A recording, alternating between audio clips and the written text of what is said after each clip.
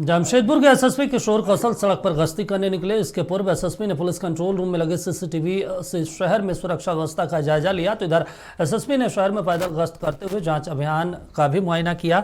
SSP ने कहा कि शहर में अपराध नियंत्रण को लेकर पुलिस लगातार एंटी क्राइम चेकिंग और अपराधियों के खिलाफ छापेमारी अभियान चला रही है। इसी दौरान रात्रि में स्पेशल टीम का गठन किया गया है।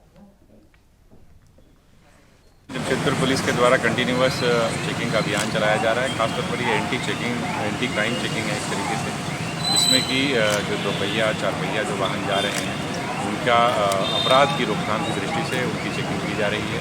और साक्षी कोई चक्कर ही नहीं, बल्कि जितने भी जो महत्वपूर्ण चौक चौराहे हैं शहर के, जहाँ पर से वाहन गुजरते हैं, उन वाहनों की चेकिंग का सभी थानों को निर्देश दिया गया है। और इस प्रकार से रैंडम चेकिंग जो है दिन भर में 2 बार लगाने का निर्देश सभी थानों को दिया गया है, जिसमें 10 में कंट्रोल से आदेश जारी किया जाता है और सभी थानों के द्वारा, पीसीआर के द्वारा और बाइक पेट्रोलिंग के द्वारा चेकिंग कराई जाती है।